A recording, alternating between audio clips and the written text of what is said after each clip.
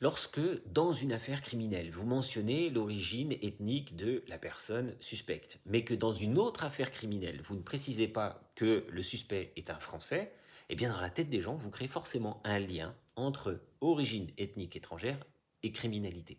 Ça, c'est un fait. Alors pourquoi est-ce que je dis ça? Parce que dans ma précédente vidéo, j'avais attiré l'attention sur le fait que oui, c'est vrai que pendant l'affaire Pellico, généralement, on n'a pas précisé le statut français des personnes suspectes ou accusées, alors que dans l'affaire Philippine, on précise marocain sous OQTF. Ce que j'essaie d'expliquer, c'est que si vous voulez éviter à l'opinion collective de créer un pont entre origine ethnique et criminalité, il faut préciser à chaque fois qu'il y a une affaire l'origine ethnique, y compris si elle est issue du territoire national, si cette personne est française, il faut préciser l'origine ethnique dans tous les cas, dans toutes les affaires de crime, de délit ou de contravention.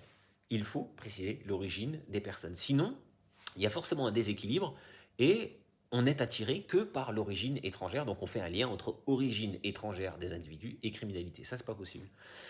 Ensuite, ce sur quoi il faut se questionner, c'est la nature de l'information médiatique. Vous avez des médias aujourd'hui qui réclament une liberté d'expression pleine et entière, mais qui refusent d'en accepter les conséquences ou en tout cas les causes.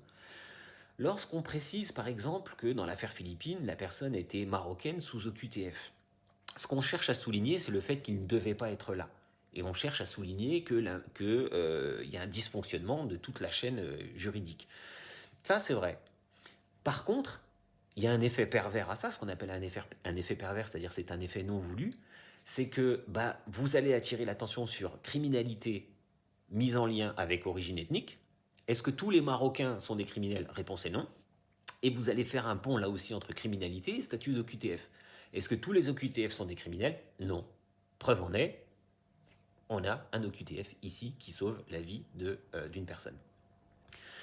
Et donc ça, les médias ne veulent pas assumer cette responsabilité. Pour eux, ce qui compte, c'est l'information, le droit à l'information. On doit être capable de tout dire. Oui, mais derrière, ceux qui produisent du message médiatique produisent aussi du comportement, produisent aussi des réponses chez les gens. Et là, c'est là où l'information médiatique doit se questionner sur elle-même, ce qu'elle ne fait généralement pas.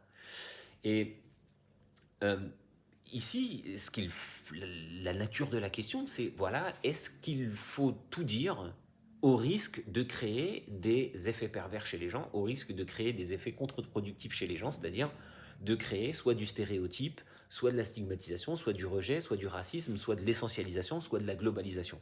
C'est ça la question qu'il faut se poser derrière, plutôt que de comparer les affaires en disant voilà, l'affaire Philippine c'est un meurtre, l'autre, l'affaire Pellico c'est un viol, tout ça c'est anecdotique. Ce sur quoi j'attire l'attention, c'est le fonctionnement général des choses.